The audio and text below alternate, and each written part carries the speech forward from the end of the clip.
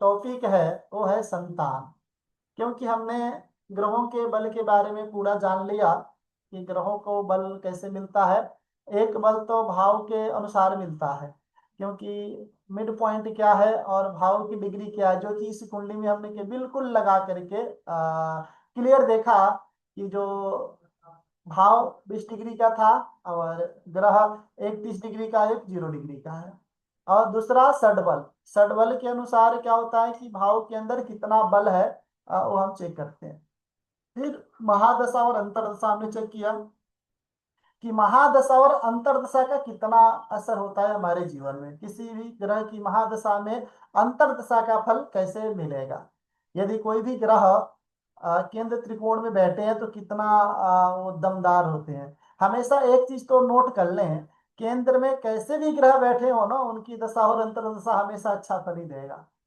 और 10 में कैसे भी ग्रह बैठे हो ना, दोनों अंतर्दशा और महादशा दोनों केंद्र में होना चाहिए। ऐसा नहीं कि महादशा जो बैठ गया है वो 12th में और अंतर्दशा बैठ गया है केंद्र में, ये तो बुरा फल ही देगा। क्योंकि केंद्र आपस में सधर्मी है।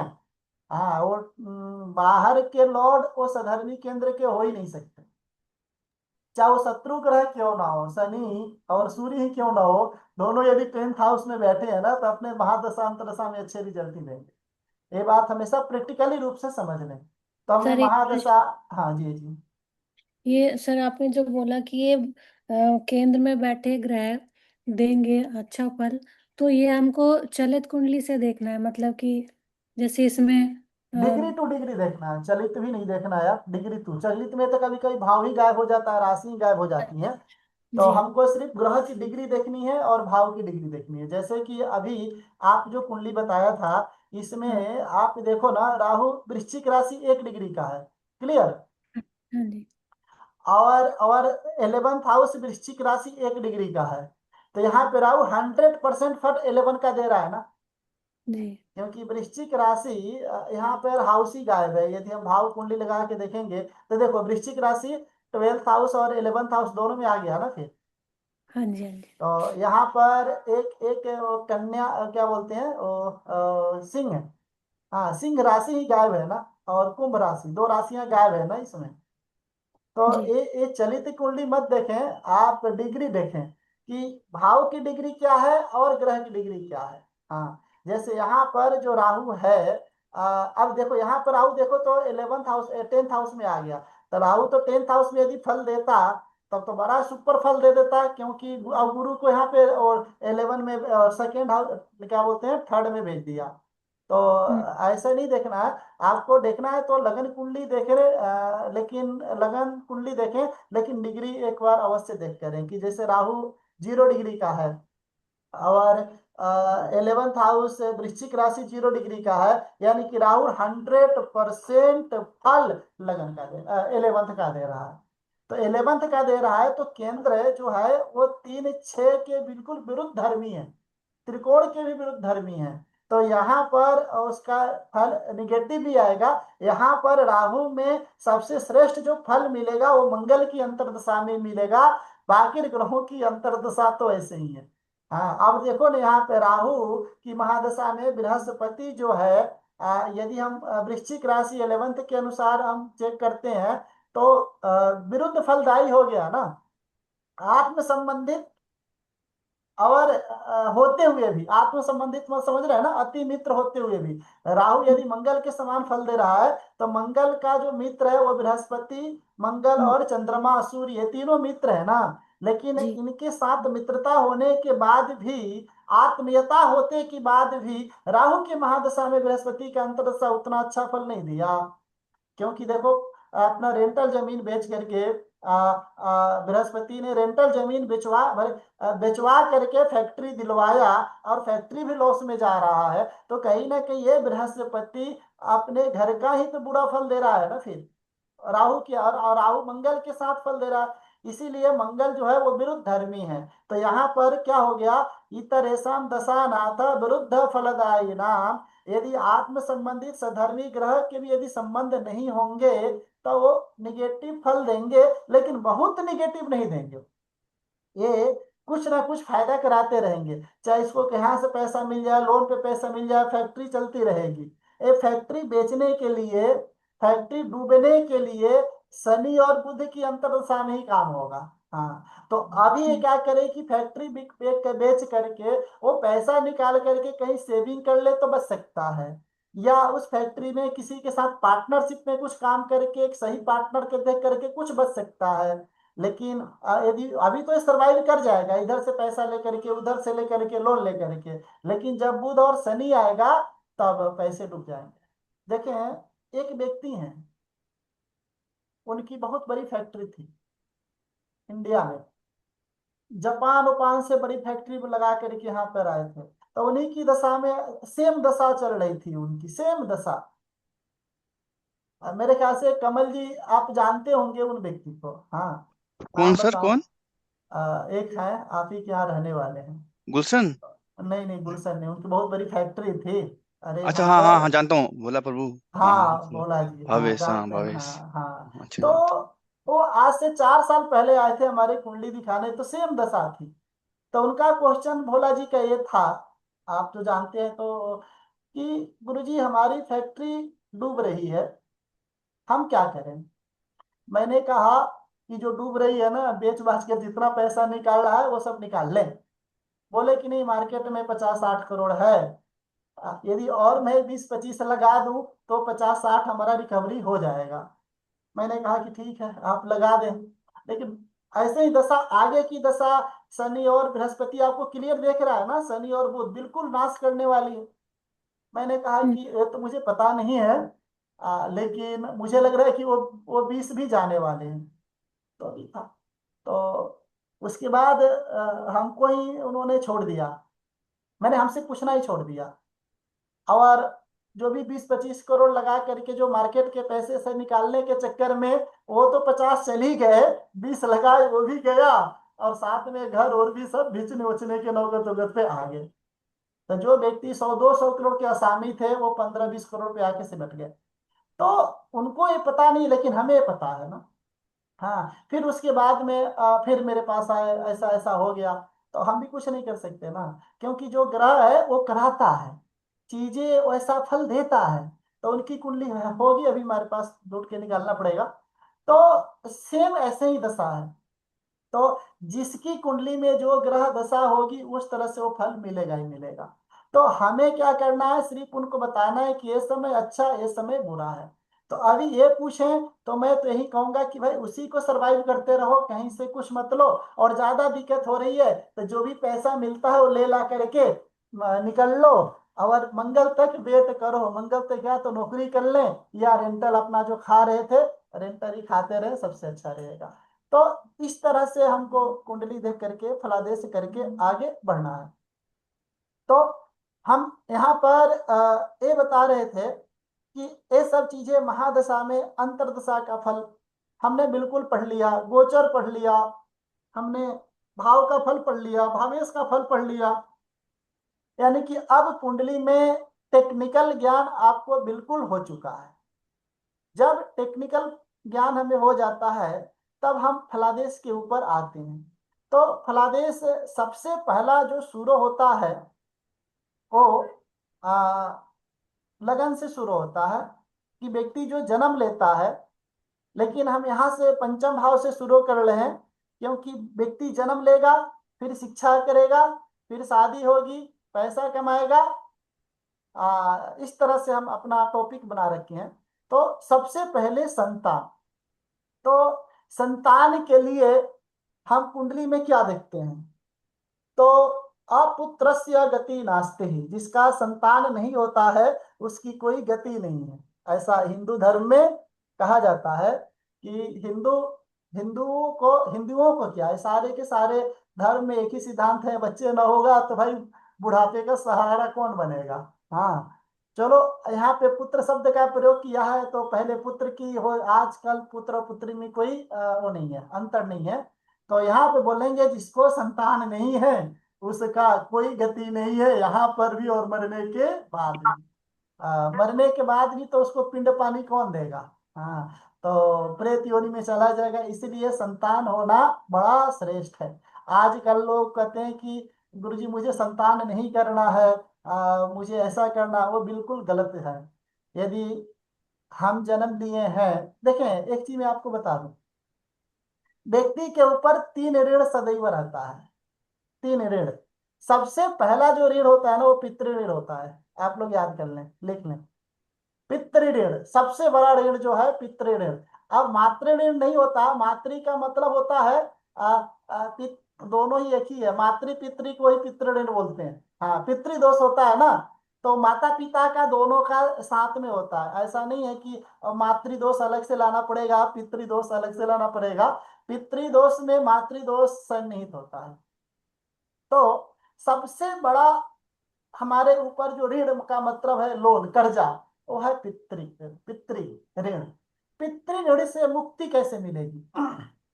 यदि पितृ ऋण से मुक्ति नहीं मिलेगा तो उस व्यक्ति का कभी उद्धार हो ही नहीं सकता। पितृ ऋण से मुक्ति लेने मिलने के लिए उसको पुत्र को पैदा करना ही पड़ेगा, क्योंकि माता पिता ने हमें पैदा करके हमें एक ऋण प्रदान किया। तो शास्त्र कहता है कि हमको भी पुत्र पैदा करके उसके ऋण से चुकता मिलना चाहिए। तूने हमें दिया, हमने अपने बच्चे को दे दिया। हमारे पिताजी ने 100 करोड़ हमें दिया, हम अपने पुत्र को 200 करोड़ दे करके हम यहाँ से निकल लिए। जो इस तरह से करता है उसका सही सिस्टम चलता है। फिर होता है पुत्र पैदा करके पितृ ऋण से मुक्ति मिल सकती है। फिर आता है ऋषि ऋण। ऋषि का मतलब होता है हमारे पितरों का, जिसको हम श्राद्ध पक्षों में पिंड पानी दे करके उससे हम ऋण मुक्ता कर सकते हैं। तीसरा जो ऋण होता है ना, वो देव ऋण होता है। देव ऋण का मतलब होता है कि जिसने संसार को बनाया, हमारे माता पिता को बनाया, सबको बनाया, उसका भी हमारे ऊपर कर्जा है। उस कर्जे की मुक्ता के लिए निरंतर माला जप करो। यदि माला जप नहीं करते हो तो आप देव ऋण से भी मुक्ति नहीं मिलेगी। तो पुत्र पैदा करके पुत्र ऋण से, पितरों की तर्पण करके ऋषि ऋण से, और माला जप करके भगवान की भक्ति करके हम देव ऋण से हमको मुक्ति मिल सकता है। तो सबसे पहले हम कुंडली में ये चीज देखेंगे, क्या इसको पितृ आ, ऋण है, और है तो उससे मुक्ति मिलेगी या नहीं मिलेगी। यदि किसी को पितृ ऋण से मुक्ति नहीं मिलती, उसकी कुंडली में पितर दोष उत्पन्न हो जाता है, उसका वंश ही मिट जाता है। पितर दोष का सबसे बड़ा लॉजिक क्या है? उसके यहाँ वंश मिट जाता है। वंश मिटने का मतलब क्या है? सिर्फ उसके परिवार में सिर्फ पुत्रियां पैदा होती हैं, और पुत्री को भी पुत्र पैदा नहीं होता है। हाँ, मांगलिक कृत्य कार्य नहीं होता है, उसी घर में किसी की शादी विवाह नहीं होता है, तो रोग बीमारी आ जाता है, घर में उन्नति नहीं होती है, बच्चे की शादी नहीं होती है। इस प्रकार की यदि दिक्कत हो रहा है तो समझो कहीं ना कहीं पितरों की थोड़ा सा पितृ ऋण की वो है। तो उसकी भी एक बार वो कैसे करते हो बात की बात है। तो संतान के लिए सबसे पहले हम पंचम भाव को देखते हैं, याद कर लें। कुंडली में जो फिफ्थ हाउस है उसका नाम ही संतान भाव है। संतान का मतलब होता है हमारे अनेकों जन्म के किए हुए कर्मों का जो फल है, वो पंचम भाव है, जिसको संचित भाव बोलते हैं। इसीलिए पंचम भाव यदि पीड़ित होता है तो पितृदोष क्या है, वो सारा का सारा निगेटिव दोष उत्पन्न हो जाता है। कुंडली में पंचम भाव सर्वश्रेष्ठ भाव होता है। जिसका पंचम भाव अच्छा है उसके अनेकों जन्म के किए हुए कर्म बड़े अच्छे हैं, उसके जीवन में कभी कोई दिक्कत आ ही नहीं सकता है, और प्रारब्ध से उसको सब कुछ मिलेगा। तो हमेशा याद रखें, पंचम ही कुंडली में सर्वोपरि भाव है। आप देखो ना, लगन के द्वारा जितना किया हुआ एफर्ट है, माने लगन का मतलब मेरे, मैं, आप जो हो, आप अपने जीवन में जो कुछ करते हो वो किसके लिए करते हैं मुझे बताएं। आप डेली यदि 1,000 रुपया या मंथली यदि 1 करोड़ 2 करोड़ आप कमा रहे हैं तो किसके लिए कमा रहे हैं? कौन बताएंगे किसके लिए आप इतना मेहनत कर रहे हो? सब पंचम के लिए। पंचम क्या है? आपका बच्चा है, तो सब कुछ पंचम के लिए कर रहे हो।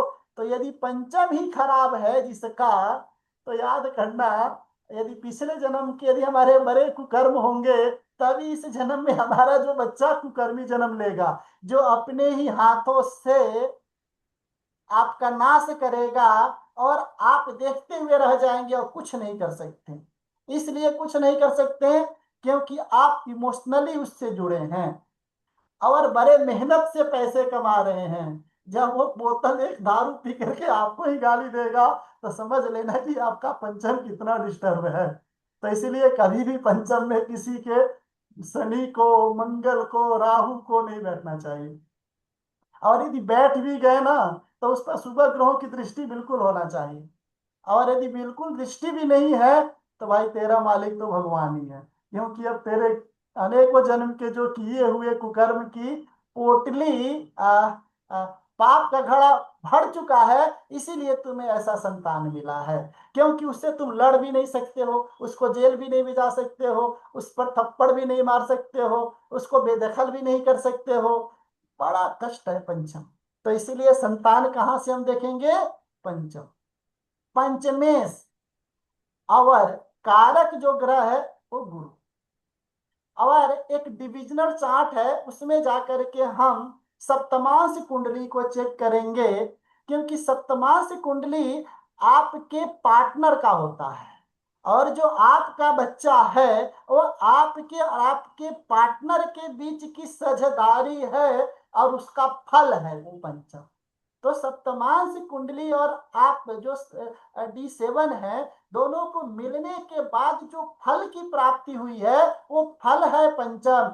इसलिए सप्तम को हम संतान के लिए छोड़ नहीं सकते। तो यानी कि हमारे चार बड़ा बहुमूल्य अस्त्र हो गए: पंचम भाव, पंचम लॉर्ड और गुरु, और डिविजनल चार्ट में हमारा सप्तमांश। तो ये सब चीजों से हम संतान के बारे में विचार करते हैं। तो इसके लिए जो बृहद पराशर होरा शास्त्र में जो कहा, बिल्कुल आसान में कहा, लग्ने से पंचमे से च पंचम स्थान संस्थिते केंद्र कोण गते वापि पूर्ण पुत्र फलम सुखम षष्ठाष्ठ व्यय गते सूते से स्याद पुत्रता अस्तगते पंचमे से पाप क्रांते च दुर्लभे जायते न सुतस्तस्य जातोपि मृतिमाप्नुयात्। अर्थात क्या कहता है? लग्ने से पंचमे से च, लग्नेश और पंचमेश। क्योंकि लग्न वो है जो बच्चा पैदा करने वाला है और पंचम वो है जो बच्चा उत्पन्न हो रहा है, यानी कि पंचम जो है वो आपके बच्चे का लगन है। तो कहा कि लग्नेश और पंचमेश पंचम स्थाने संस्थित हो, यानी कि वो पंचम में ही हो, यानी कि लगन लॉर्ड और पंचम लॉर्ड दोनों ही पंचम में हो। केंद्र कोण गते वापि पूर्ण पुत्र भवम सुखम, या केंद्र और त्रिकोण में हो। लग्नेश और पंचमेश पंचम में हो या केंद्र और त्रिकोण में हो, तो पूर्ण पुत्र भवम सुखम, तो पुत्र का पूरा सुख मिलता है। उसके पुत्र नहीं, साक्षात भगवान विष्णु अवतार लेते हैं, जिसके पंचमेश बलवान है, जिसके लग्नेश बलवान है। ऐसा नहीं है, वो बड़ा अच्छा, वो एक कहावत है ना कि जो शेर का दूध है को रखने के लिए सोने का पात्र चाहिए। हाँ, जब वो शकुंतला दुष्यंत के दरबार में पहुंची तो दुष्यंत तो भूल गया था। पता है ना शकुंतला की कहानी आप लोगों को? हेलो। हाँ जी पता है सर। तो तो शकुंतला कह रही है कि मेरे पेट में इसका संतान है, राजा का। और राजा कह रहा है कि नहीं नहीं भाई, ये मेरा संतान नहीं है। तो उस समय तो DNA टेस्ट होता नहीं था। तो वहां पर ज्योतिषियों ने ज्योतिष लगाई और वो राज दरबारियों ने कहा कि यदि दुष्यंत का पुत्र शकुंतला के गर्भ में है तो उसका पुत्र भी सूरवीर होगा। तब वो जब जन्म लिया उसको अलग रखा गया। शकुंतला का जब पुत्र जन्म लिया तो छोटे में ही जाके जंगल से शेर को पकड़ के लाया, शेर के बच्चे को उठा के लाया था। तब लोगों ने माना, हाँ भाई ये चक्रवर्ती सम्राट का पुत्र, चक्रवर्ती सम्राट यही भरत है। तो जिसका लग्नेश बलवान है तो उसके घर ही सूरवीर, और साथ में पंचमेश, क्योंकि आत्मज आ, आ, सोने का पात्र होना चाहिए। शेर का दूध है, वीर शेर का है, तो सोने का पात्र होगा। यदि लोहे के पात्र में रखोगे तो दूध ही फट जाएगा। यदि लग्नेश बहुत बलवान है, आपने नाम सुना होगा कि परिवार में दादा पीएम, दादी पीएम, चाचा पीएम, फिर भी आ, आ, व्यक्ति पोजीशन के बारे में जो गलत है वो गलत भी साबित नहीं कर पा रहा है। सही तो छोड़ो, गलत को भी गलत बोलने में उसको डर है। तो ये पात्रता भी तो पंचम ही है। ऐसा थोड़ी ही है कि पीएम का लड़का पीएम हो, ऐसा नहीं है। ये गलत हो सकता है। तो पंचम के अंदर भी दम है, और दोनों का प्लेसमेंट भी यदि पंचम में हो या लगन में हो, लगन सर्वश्रेष्ठ है। हाँ, या कहीं भी केंद्र त्रिकोण में हो, लेकिन दो जगह सबसे श्रेष्ठ है। जिसका पंचमेश लग्नेश पंचम में हो या लगन में हो, वो अपने से भी होनहार उसके घर पुत्र का उत्पन्न होगा। कभी कभी लोग पूछते हैं, गुरुजी मेरा बच्चा क्या करेगा। हाँ, तो देख लो उसका पंचम क्या करेगा, लगन के साथ पंचम का संबंध है कि नहीं है। होगा तो पूर्ण पुत्र भवम सुखम, पूर्ण रूप से पुत्र का सुख मिलेगा। और उल्टा कर दो, कहता है कि षष्ठ अष्टम व्यय गते, कहता है कि पंचमेश 6 8 12 में चला गया हो, सूते से स्यात् अपुत्रतः, तो उसको अपुत्र की प्राप्ति होती है। अपुत्र का मतलब है कि कुपुत्र। हाँ, कुपुत्र, या होगा भी नहीं, होगा तो कुपुत्र होगा।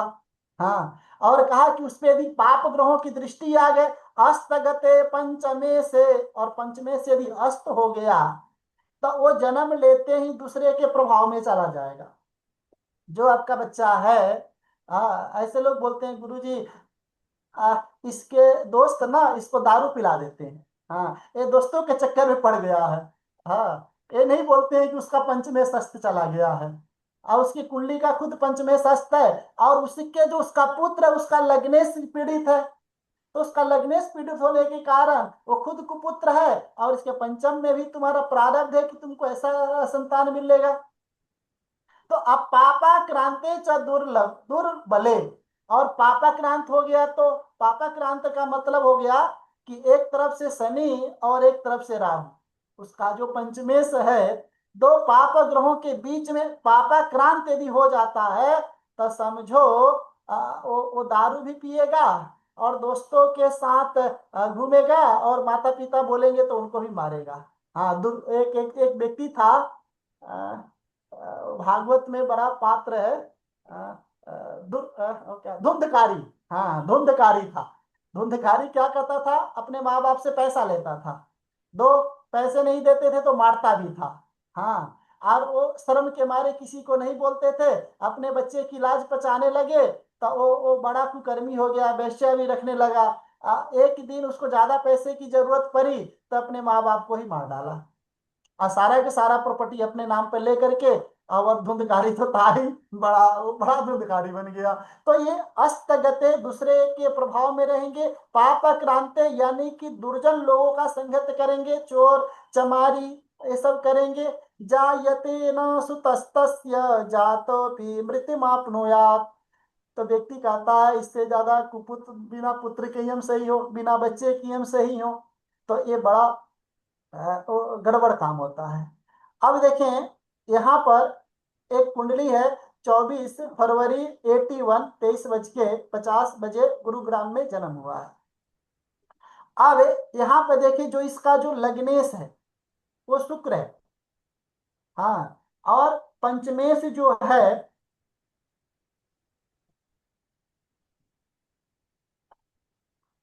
पंचमेश जो है वो शनि है, और शनि गया कहाँ है तो 12th हाउस में।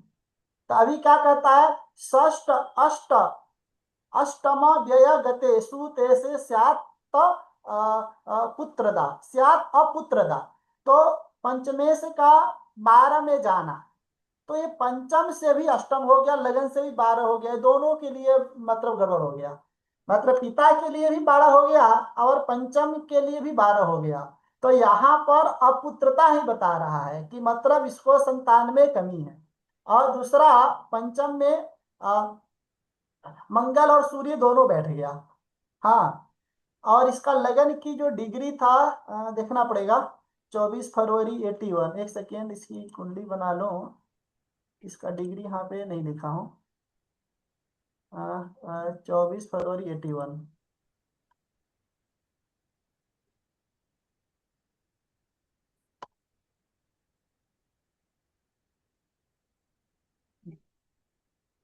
और टाइमिंग क्या था?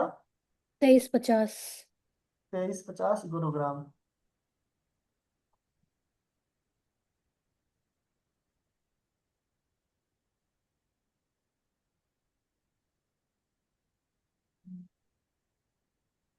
लगन की डिग्री 11 डिग्री है, ठीक ना?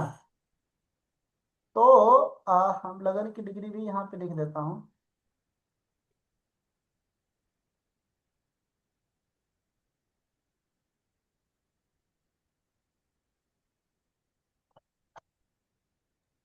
तो ये शुभ प्लैनेट्स के बीच में है तो भी प्रभाव नहीं पड़ेगा? चंद्रमा और जुपिटर के बीच में शनि है शुभ कर्तरी में। कौन? Sir Saturn पंचमेश।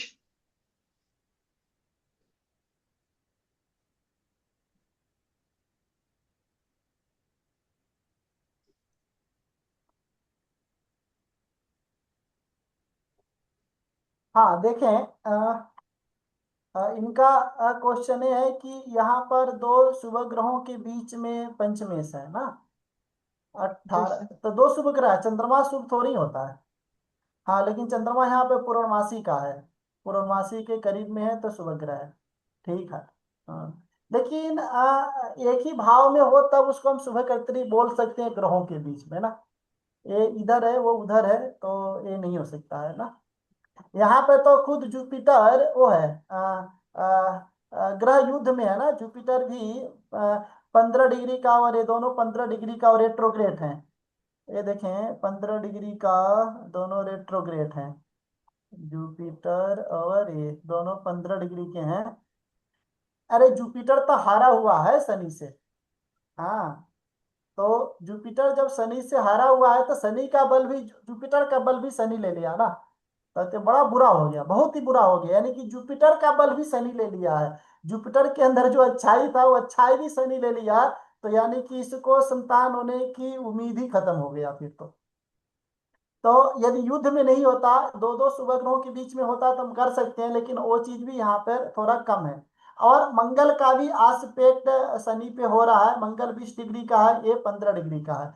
लगन यहाँ पर 11 डिग्री का है और सूर्य 12 डिग्री का है। तो यहाँ पे दो दो पाप ग्रहों की दृष्टि और युति होने के कारण इसको इसको संतान होने में ही दिक्कत है, इसको बड़ा संतान सुख में कमी है। यहाँ पर ये वाला हो गया अपुत्रता, यानी कि इसको पुत्र होगा तो कुपुत्र होगा। इसके पास संतान भी जन्म ले रहा है तो वो अच्छा संतान नहीं होगा। हाँ, एक चीज अच्छा है कि लग्नेश शुक्र जो है वो पंचम में बैठा है। बाकी और भी कोई इसमें वो नहीं है। तो संतान हो सकता है, लेकिन संतान अपुत्रता वाली बात हो सकती है। और ऐसा है, यहाँ पर इनको थोड़ी सी दिक्कत है, इनको थोड़ा सा प्रॉब्लम है। अब ये कुंडली देखें, इनको तो आ, अरे मेरी ही कुंडली है ये तो, 15 जुलाई 1985 9:30 मोतिहारी है, तो मेरी कुंडली है। अब यहाँ पर देखें, जो लग्नेश उच्च होकर के बैठा है दशम में, और पंचमे से पंचमी होकर के उच्च होकर बने अपने ही घर में बैठा है पंचम में। तो यहाँ पे तो क्या हो गया, लग्ने से पंचमे से स पंचम स्थान संस्थित। लग्नेश और पंचमेश दोनों ही पंचम में हो या केंद्र त्रिकोण में हो, तो यहाँ पर केंद्र त्रिकोण में आ गया ना, लग्नेश केंद्र में है और पंचमेश पंचम में है। तो पूर्ण पुत्र भवम सुखम, तो तो यहाँ पर संतान सुख का पूर्ण योग बना है। और पंचम में बृहस्पति का एस्पेक्ट भी है, और पंचम भाव में किसी प्रकार के कोई बैड एस्पेक्ट नहीं है, और बृहस्पति भी केंद्र स्थान में लगन पे है, तो वो भी एक प्रकार का श्रेष्ठ योग है। हाँ, यहाँ पर दिक्कत क्या है कि मंगल का पंचमेश लग्नेश और बृहस्पति पे एस्पेक्ट है। तो ये थोड़ा सा ये गड़बड़ हो सकता है कि संतान थोड़े से जिद्दी अड़ियल हो सकते हैं, लेकिन उतना भी हम विचार नहीं करेंगे, उसकी भी अपनी कुंडली होगी। लेकिन यहाँ पर सिर्फ ये पता चल रहा है कि भाई इस कुंडली में संतान सुख है, बिल्कुल दिख रहा है। तो एक कुंडली को हमने क्या देखा, संतान सुख में कमी है, और दूसरी कुंडली में क्या देखा, संतान सुख का पूर्ण योग बना हुआ है। अब क्वेश्चन आता है कि संतान कैसा होगा। हाँ, तो कहा कि संतान कैसा होगा भाई, संतान पंचम है तो पंचम में जो ग्रह बैठेगा उसी के समान संतान होगा। पंचम में सूर्य होगा तो तुम्हारा संतान तेजस्वी होगा, राजा के समान धैर्य वीरवान होगा। चंद्रमा मंगल होगा तो तुम्हारा संतान बड़ा मैनेजमेंट संभालने वाला, पीएमओ के अंदर काम करने वाला, बड़ा बुद्धिमान ज्ञानवान होगा। यदि पंचम में मंगल बैठा है तो मतलब बड़ा शूरवीर, हाँ, सेना के अधिपति, इस तरह से तुम्हारा संतान होगा। बुध होगा तो संतान बड़ा बुद्धिमान होगा। गुरु होगा तो संतान बड़ा आज्ञाकारी होगा, धर्मपरायण होगा, धर्म की बातें करते वाला होगा। एक व्यक्ति आए थे कुंडली दिखाने, कह रहे थे गुरुजी ये 2 साल का है, अभी से हनुमान चालीसा पढ़ता है और भगवान की टीका का चंदन कराता है। हाँ, तो देखो कितना गुणवान है। शुक्र होगा तो कला प्रेमी, लोक प्रेमी, मतलब प्राण में जीने वाला।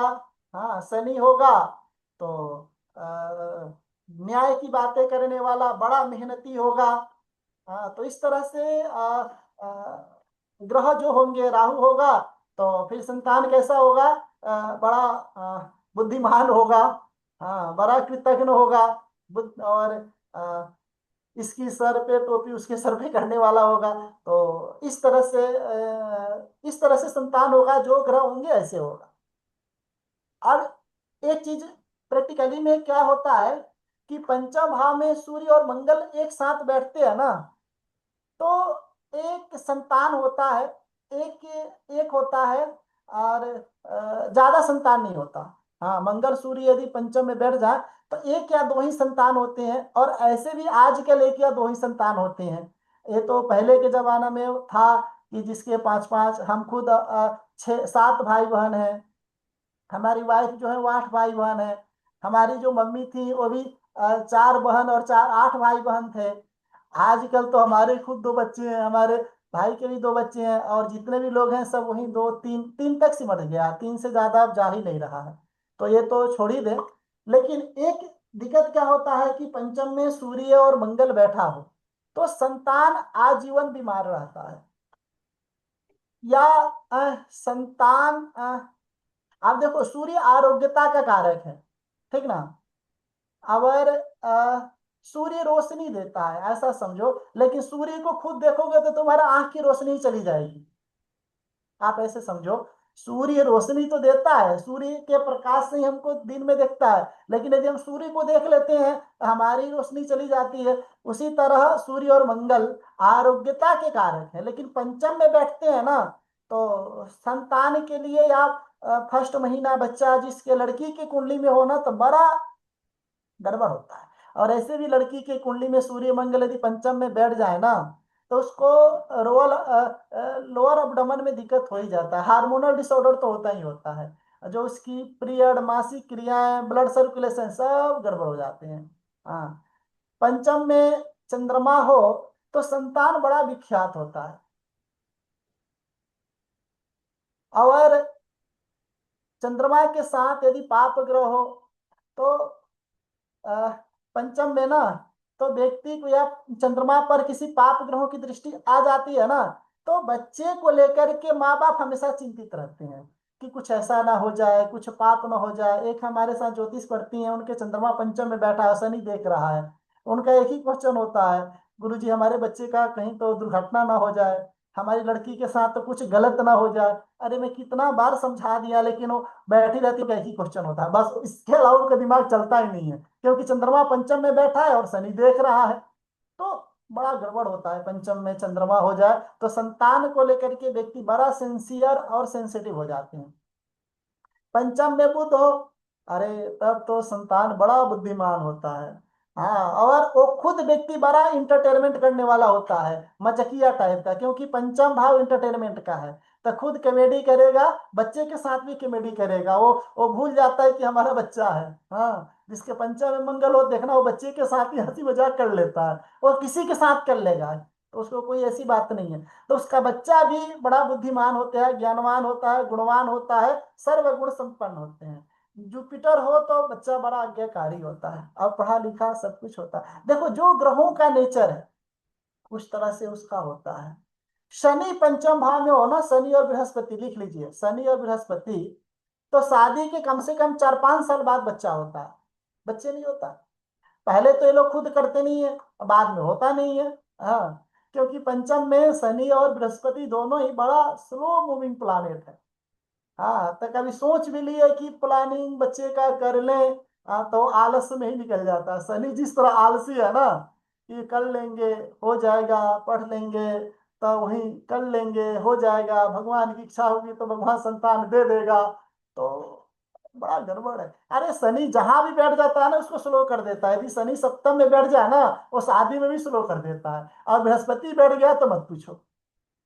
और राहु हो तो बड़ा कष्ट के साथ, ट्रीटमेंट के साथ बच्चा होता है। हाँ, ऐसे शनि और राहु दोनों ही किसी की कुंडली में बैठा है तब तो आईवीएफ भी फेल हो जाता है। हाँ, और शनि मंगल बैठा हो और राहु देख ले, शनि राहु बैठा हो मंगल देख ले, तब तो बड़ा यज्ञ भी फेल हो जाएगा। तो इस तरह से जो ग्रहों का नेचर है, पंचम भाव में जो ग्रह बैठेंगे उसी के अनुरूप संतान होगा, सर और केतु। पाप ग्रह बैठेंगे तो उसी के अनुसार होगा। केतु संतान देता ही नहीं है। हाँ, केतु और मंगल पंचम भाव में बैठ के लिए बड़ा कष्टकारी होते हैं। केतु तो मिसकैरेज करा देता है, केतु बैठता है तो आजकल तो सबको ही चिकित्सा, क्या बोलते हैं, शल्य चिकित्सा, ऑपरेशन से संतान हो रहे हैं। मंगल और केतु का पंचम पे प्रभाव आ जाए ना किसी प्रकार से, तो वो नॉर्मल संतान होता ही नहीं है, वो तो ऑपरेशन से ही होगा। हाँ, और केतु बैठ जाता है तो व्यक्ति स्वेच्छा से ऑपरेशन कराता है। हाँ, मुझे वो नेचुरल संतान नहीं चाहिए, ऑपरेशन ही कर दो। हाँ, पंचम में यदि केतु बैठता है तो स्वेच्छा से व्यक्ति वो पेट खुलवा लेता है, वही सर कॉम्प्लिकेशन ना हो फिर भी। हम्म, सर मंगल बैठा और केतु देख रहा हो तो। तब तो ऑपरेशन ही होगा। हाँ, ऑपरेशन से ही होगा फिर तो, नॉर्मल संतान होने की उम्मीद बिल्कुल नहीं है, दोनों ही एक साथ बैठ गए तो अब हम आगे आते हैं। तो संतान होने का समय का निर्धारण करते हैं। पहले तो हम चेक कर लिए कुंडली में संतान का प्रोमिस है कि नहीं है। यदि संतान की प्रोमिस के लिए अब आगे बहुत सारे योग हम पढ़ने वाले हैं, अभी तो संतान, ये तो नॉर्मल हमने बता दिया कि पंचम लग्ने से पंचमे से स पंचम स्थान संस्थिते, कि लग्नेश पंचमेश पंचम में हो, पंचमे 6-8 बार, ये तो सारे के सारे ज्योतिषी ग्रंथ में कहता है।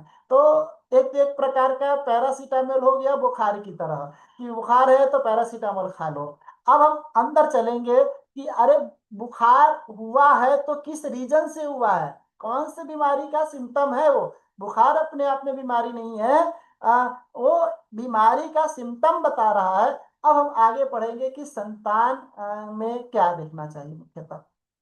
तो पहले हम संतान का समय का डिसाइड कर लें कि संतान होगा तो कब होगा, ठीक ना। तो उसके लिए हमें क्या देखना है, सबसे पहले योग, जो कि हमको पता है, सबको पता है कि वही पंचमेश स्वभाव भावेश कारक इत्यादि। अब हमें दूसरा दशा, दो दशा हम कैसे की डिसाइड करें कि संतान होगा कि नहीं होगा। तो उसी के लिए दशा हम कैसे डिसाइड करेंगे। तो सबसे पहले जो हमने दशा में पढ़ा था कि किसकी दशा में संतान होगा, तो सबसे पहले क्वेश्चन क्या होगा, पंचम में बैठे ग्रह की महादशा में या उसकी अंतरदशा में, दूसरा दशा क्या होगा? तो पंचमेश की महादशा में तीसरा दशा कौन होगी? तो पंचम में बैठे ग्रह के संबंधित ग्रह की महादशा में। आप लोग इसको लिख लिया करें, हम जो बता रहे हैं ना, ये अपना मैं अनुभव बता रहा हूँ। हाँ, ये इसका कोई पीपीटी या हम कुछ बना नहीं सकते, तो आप इसको लिख लिया करें। फिर पंचमेश जहां पर बैठा हो उसकी, वो जिससे संबंध कर रहा उसकी दशा और अंतरदशा में। अब देखें, इसको संतान होने के लिए कौन कौन से दशा है? तो सबसे पहले इसको दशा मिलेगा वो शुक्र का, शुक्र की महादशा में संतान होगा। का दूसरा दशा कौन मिलेगा? तो दूसरा भी शुक्र ही है क्योंकि सप्तमेश है। तीसरा दशा कौन मिलेगा? तो शुक्र के संबंधित और आत्म संबंधित ग्रह की दशा में। तो शुक्र से आत्म संबंधित ग्रह कौन है? तो गुरु है, क्योंकि वो भी केंद्र में है, ये भी, वो भी त्रिकोण में है और ये भी त्रिकोण में है। अब कहा कि और कौन दशा मिलेगा? तो कहा कि गुरु जी से संबंध करे। तो गुरु यहाँ पे मंगल और बुध से संबंध किया है, तो इसकी दशा में संतान हो सकता है। ठीक ना? तो और ग्रह और किसकी दशा में संतान हो सकता है? तो कहा कि शुक्र से जो आत्म संबंधित ग्रह हैं, उनकी दशा में भी संतान हो सकता है। देखो, योग होना, अ, योग होना चाहिए, संतान तो हो जाएगा। हाँ, मुख्यतः बात है योग। यदि योग हो ना, तो मुझे लगता है कि किसी की दशा में संतान हो सकता है, किसी की दशा में कोई इवेंट हो सकता है। मुख्यतः योग होना चाहिए और शादी होना चाहिए। हाँ, क्योंकि अब मान लो कि पंचम में बैठे ग्रह की दशा किसी 6 साल के व्यक्ति के ऊपर चल रहा है, तो क्या उसको बच्चा थोड़ा ही होगा? वो खुद तो बच्चा है, उसको बच्चा क्या होगा? हाँ, तो कहा कि नहीं, उसकी कुंडली में योग होना चाहिए संतान का, और शादी होनी चाहिए। यदि शादी हो गई है और योग है, तब हम दशा चेक करेंगे।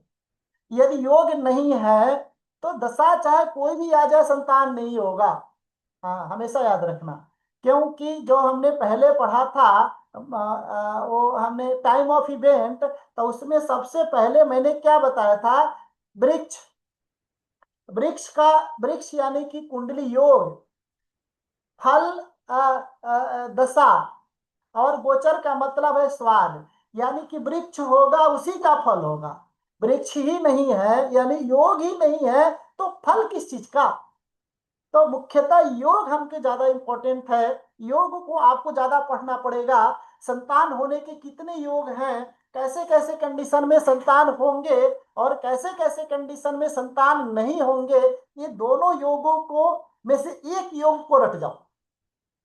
हाँ, आप क्या रट जाओ? संतान नहीं होने का योग रट जाओ, क्योंकि ऑलमोस्ट 100 की शादी होती है ना, तो 90 को बच्चा हो जाता है। तो यानी कि पॉजिटिव रटने चलोगे ना, तो बड़ा दिक्कत हो जाएगा। हाँ, तो इसीलिए निगेटिव को रट लो। हाँ, क्योंकि कितने योग हैं जिसमें बच्चे नहीं होते। अब आप कहोगे गुरु जी आप तो नकारात्मक की तरफ ले जा रहे हैं। कहा कि सकारात्मक की तरफ बड़ा पढ़ना पड़ेगा, बड़े ग्रंथ पढ़ना पड़ेगा। मैं अपना अनुभव बता रहा हूँ। सिर्फ 10 या 20 योग ढूंढ लो जिसमें बच्चा नहीं होता, 20 भी नहीं, 10 ढूंढ लो, काफी है। वही मिलेगा तो बच्चा नहीं होगा, बाकी सब में बच्चा होगा। तो योग हमको मिल गया, दशा तो मिल ही जाएगा, क्योंकि दशा तो पंचम में बैठा है, पंचमेश है, पंच में बैठे ग्रहों की संबंध है, पंचमेश का संबंध है, बृहस्पति जिससे संबंध करे उसकी भी दशा में हो सकता है, आत्म संबंधित ग्रह जिससे संबंध करे उसकी दशा और अंतरदशा में भी बच्चा हो सकता है। तो हमको फर्स्ट बच्चा जो हुआ थी वो लड़की हुई थी, कन्या। कि देखिए शुक्र यहाँ पर जो है, वो शुक्र फीमेल प्लानेट है, और 2 नंबर राशि भी फीमेल है। तो दोनों फीमेल होने के कारण फर्स्ट बच्चा मुझे लड़की हुई, और वो कब हुआ? 14 नवंबर 2014 को। हाँ, तो प्रथम कन्या रत्न की प्राप्ति हुई। उस समय जो दशा का योग देखेंगे नवंबर 2014 में, तब बृहस्पति की महादशा में शुक्र का अंतरदशा चल रहा है। जो कि शुक्र ऑलरेडी पंचम में बैठा है और लगन में बैठा बृहस्पति पंचम को देख रहा है।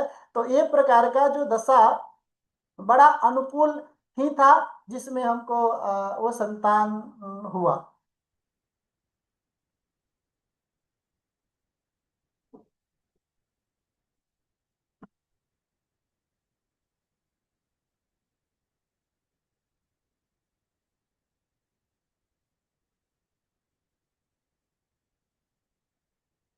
तो हम उस समय गोचर की भी यदि आप देखेंगे तो ये देखें 14 नवंबर 2014 की जो हमने गोचर किया है, तो ऑलमोस्ट हमारा जो चंद्रमा है मिथुन राशि में। तो मिथुन राशि का मतलब क्या हो गया कि बृहस्पति का गोचर हमारे सेकेंड हाउस में है। ये भी बड़ा अनुकूल है, क्योंकि सेकेंड में बृहस्पति का गोचर सबसे अच्छा फल देता है। और शनि, क्योंकि आप समझ रहे हैं ना बृहस्पति का गोचर सेकेंड में क्यों है, कौन बताएंगे? कर्क राशि में उस समय 2014 में बृहस्पति है, तो कर्क राशि में है तो सेकेंड हाउस में कैसे हो गए? चंद्रमा के साथ। चंद्रमा के साइन से। हाँ, क्योंकि हमारी राशि क्या है? मिथुन। और चंद्रमा और बृहस्पति कहाँ पे है? कर्क में है। तो चंद्रमा से सेकेंड हाउस कुटुंब वृद्धि बता ही रहा है। हाँ, और शनि चंद्रमा से छठे भाव में है, तो शनि का गोचर भी बड़ा अच्छा है। लेकिन वो सिर्फ राहु का गोचर गड़बड़ है, क्योंकि राहु चंद्रमा से चतुर्थ में है। ठीक है, लेकिन दो ग्रह तो हमारे हो ही गए। तो और 11 हाउस में शनि है, बृहस्पति देख रहा है, तो इच्छा की भी पूर्ति हो रही है। तो इच्छा की भी पूर्ति हो गई। तो इस तरह से हम कोई भी इवेंट चेक कर सकते हैं। ये तो इवेंट हुआ है। अब इसी तरह इवेंट होने वाले पे आप एक अप्लाई करो, कि जैसे फॉर एग्जाम्पल किसी की कुंडली है जिनकी शादी अभी अभी हुई है, उस पे चेक करें इनको बच्चा कब होगा। है आप लोग के पास, या मैं ही निकालता हूँ? आप लोग का उसमें कुंडली नहीं है? नहीं सर, अभी तो नहीं है। किसी के पास नहीं है? अरे ऐसी कुंडली लगा दो जिनकी शादी कब होगी या शादी होने वाली है, शादी की बता दो ना कोई। समय नहीं पता सर। सर देख। मैं एक मिनट दे 1 मिनट देते हैं सर। हम्म, किसी की कुंडली लगा के देखते हैं कि उसकी शादी कब होगी। कोई बच्चा का थोड़ी बच्चे के देखना लिए है। सर। हाँ हाँ हाँ। सर बच्चे के लिए दे सकती हूँ। हाँ बताइए। सर 14 मई 1986। हाँ हाँ। रात के 11:35। रात के? हाँ जी। जन्म स्थान? दिल्ली।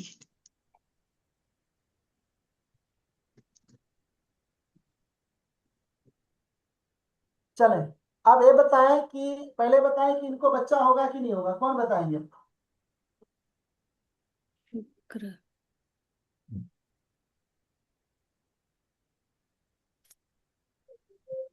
पंचमेश पंचम में ही बैठा है। ये तो हम्म, बड़ा अच्छा बात है। हाँ, हम्म,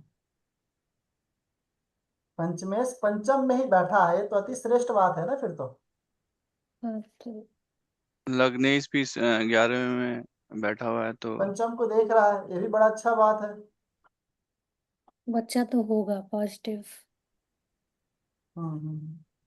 कारक है गुरु। ये बताएं, लगन कितने डिग्री का है? 2 डिग्री का। शुक्र कितने डिग्री का? 28 डिग्री का। 2 2 28। तो 26 जी डिग्री के अंतराल में हो गया, तो क्या पंचम पंचम में ही बैठा? हम्म नहीं। नंबर 1। हम्म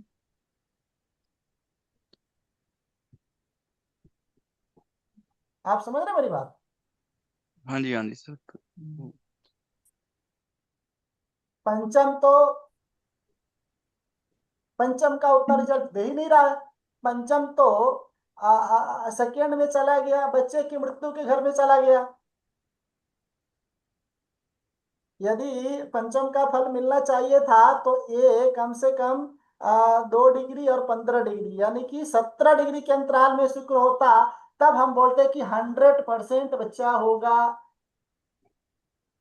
क्लियर। और दूसरा शनि का एस्पेक्ट भी आ रहा है। चलो शनि लग्नेश है, ये बड़ा अच्छा बात है, लेकिन है तो पाप ग्रही। और जुपिटर कहाँ बैठा? सेकंड में बैठा है। तो सेकेंड में बैठा। 2। और आकारक भी है, मतलब नो तीसरे और नहीं, उसका है तो। ओ अच्छा वो नहीं कारक को देखेंगे। तो वो तो खुद कारक ही है बृहस्पति ना, तो उसके अच्छा लिए ये अच्छा, सब चीजें हम हाँ। नहीं देखेंगे। अच्छा उसका। आगे हम पढ़ेंगे। सर आगे हम सर पढ़ेंगे। बृहस्पति अगर 24 डिग्री का है हाँ तो हाँ ये डिग्री वाइज तो शुक्र 6th में चला गया। हाँ सर, ठीक है हाँ, सर। हम एक आगे पढ़ेंगे। पंचमेश यदि हम्म मंगल और केतु के नक्षत्र में हो, आप लिख लीजिए। पंचमेश यदि मंगल और केतु के नक्षत्र में हो और पंचम भाव पे पाप ग्रहों की दृष्टि हो, तो संतान होने में दिक्कत होता है, संतान विलंब से होता है, और संतान ट्रीटमेंट के बाद होता है, और उसके 1-2 संतान मिस करेज होने की भी संभावना रहता है। यहाँ पर जो पंचमेश है शुक्र, वो ऑलरेडी मंगल के नक्षत्र में है। जो शुक्र है वो मृगशिरा नक्षत्र है, जो कि मंगल का नक्षत्र है। तो यहाँ पर संतान होगा, लेकिन विलंब से और कुछ ट्रीटमेंट लेने के बाद होगा। ठीक ना। तो यहाँ पर थोड़े से प्रॉब्लम है। जिस तरह हमने उस कुंडली में देखा कि कोई प्रॉब्लम नहीं है, लेकिन यहाँ पर थोड़ा सा प्रॉब्लम है। संतान होगा, लेकिन वो ट्रीटमेंट के बाद होगा। चले अब आगे बताएं आप लोग।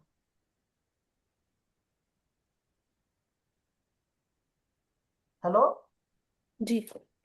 हाँ, जी सर। चले हम बता दिया कि चलो बताओ, योग तो हमने बता दिया, संतान होगा ट्रीटमेंट के बाद होगा। अब कब होगा वो बताएं आप लोग। केतु की महादशा चल रही, तो केतु वैसी, मतलब केतु वैसे 10वें में बैठा हुआ है, हम्म, तो ये छठा पंचम से छठा हो गया।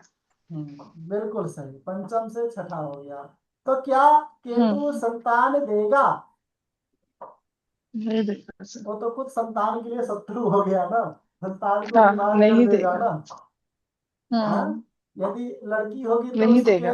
उसके बेचदानी या ट्रस्ट में कोई प्रॉब्लम दे देगा, लड़का होगा तो उसके अंदर कोई कमी दे देगा, क्योंकि केतु तो हम्म छठे में बैठा है ना। तो पंचम को बीमारी का हम्म मतलब पेट के अंदर, गर्भ गर्भ गर्भ स्थान के अंदर कुछ प्रॉब्लम। हम्म चलें और बताएं किसकी दशा में होगा। अब केतु की महादशा में नहीं होगा, तो ऐसी कोई तो अंतर्दशा मिले जो विरुद्ध फलदायी हो। विरुद्ध फलदायी समझ रहे हैं, जो केतु से उल्टा जाकर के फल दे दे। यदि केतु बच्चा नहीं देगा तो क्या 7 साल तक बच्चा नहीं देगा? ऐसा थोड़ी हो सकता है। बच्चा तो इसी के शादी हम्म के तुरंत बाद हो जाएंगे ना। तो कौन ऐसी अंतर्दशा है जो कि संतान देगा? अरे शुक्र की महादशा में मिलेगा, शुक्र की अंतर्दशा में मिलेगा, शनि की अंतर्दशा में मिलेगा, लग्नेश की दशा है, बुध की अंतर्दशा में मिलेगा। तो यहाँ पर देखें, बुध, चलो केतु के साथ संबंध कर लिया, शनि शुक्र थोड़े ही संबंध किए हैं। तो यानी कि शनि क्या बहुत सुंदर, और सितंबर के बाद शनि के पीरियड में क्यों नहीं संतान होगा, मुझे बताएं।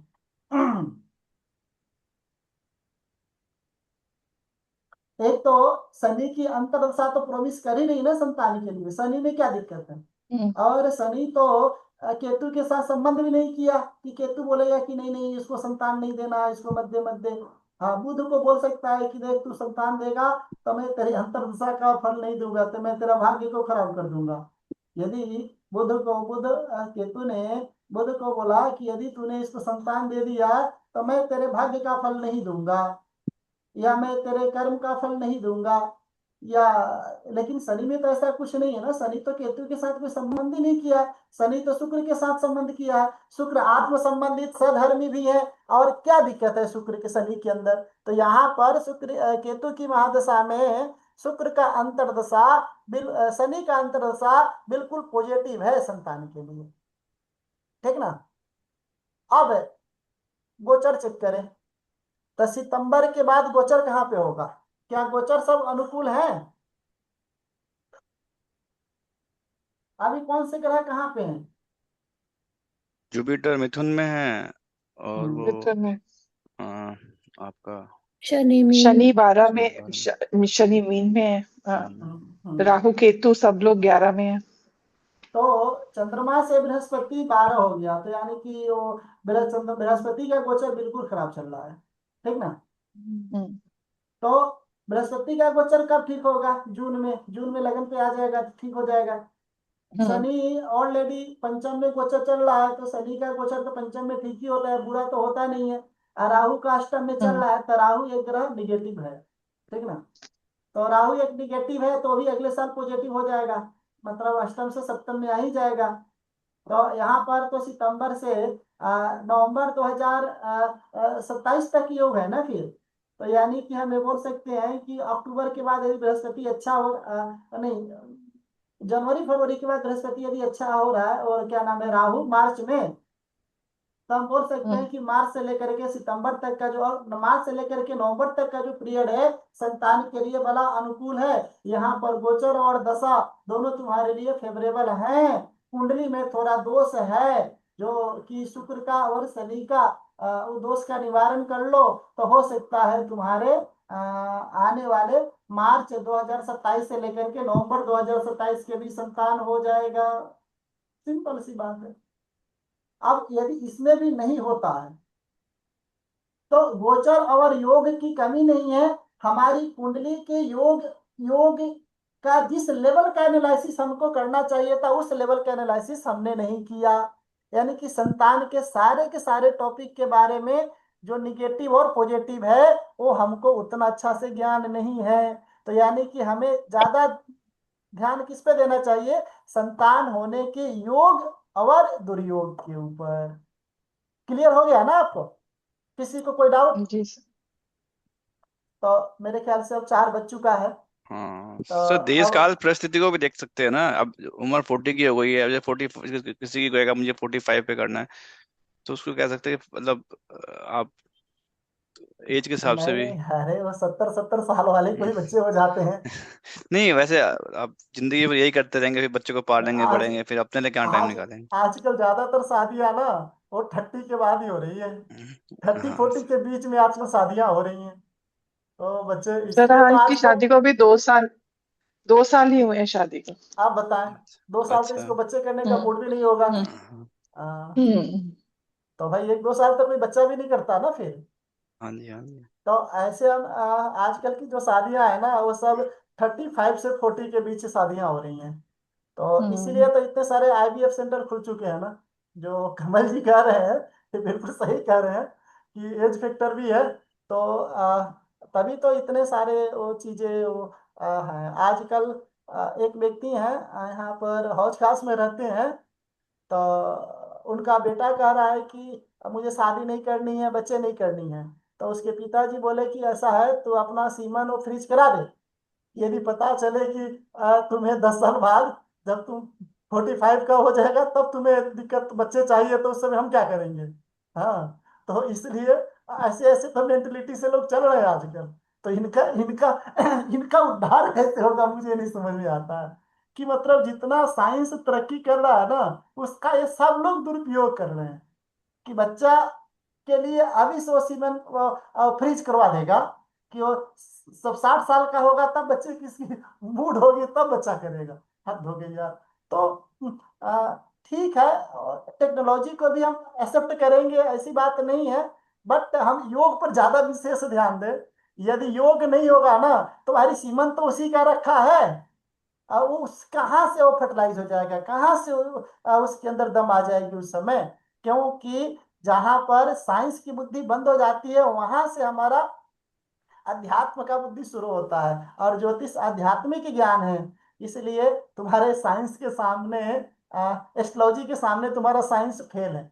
यदि तुम्हारा साइंस पास है, तो जिनको बच्चा नहीं हो रहा है वहां तो करा के दिखा दो ना। तो नहीं, वहां पर भी बोलते हैं कुदरत है।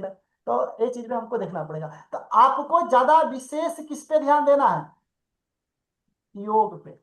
अगले क्लास में हम पूरा का पूरा, हमारा जो क्लास होगा वो योग के ऊपर ही होगा। सर तो हाँ जी जी जी। सर नमस्ते सर, अगर योग है हम्म। तो जब तो नहीं हो सकता अचानक, मतलब योग का समय चल रहा है तो उनको धोखा नहीं हो सकता होता है तो जैसे। उसके लिए भी तो उसके लिए तो आजकल इतने मिसकैरेज करवा रहे हैं, अनवांटेड खा रहे हैं, ये सब क्या चीजें हैं? हाँ, हाँ, ये सब वो तो चीजें इतने साइंस बढ़ चुकी है, तो इसका भी तो दुरुपयोग ये लोग कर रहे हैं ना। योग है, लड़की यही की होता कुंडली में। था ना कि भगवान की देन है, हो गया तो हो गया। वो पहले होता था, आज नहीं है। आज थोड़ा सा इंसान का ज्यादा देन हो गया है। नेचुरल सिस्टम चले खत्म। चले ठीक है, तो अगले क्लास में हम बात करते हैं। और अ, मैं ये कह रहा हूँ, एक सेकंड थोड़ा होल्ड कीजिएगा, एक सेकंड। हाँ, जय माता दी।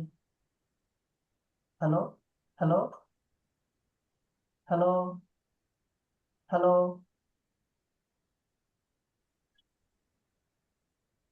हम्म, हाँ, तो मैं कह रहा था ये मंगलवार को क्लास नहीं होगा, क्योंकि नवरात्रे चल रहे हैं ना। तो इस मंगलवार को हम टाइम नहीं निकाल पाएंगे। तो अगले शनिवार से हम क्लास कंटिन्यू करेंगे, ठीक ना? तब तक के लिए जय माता दी। ठीक जय है, माता जय दी। माता दी। जय माता दी ओके सर। ओके, जय माता दी। ओके।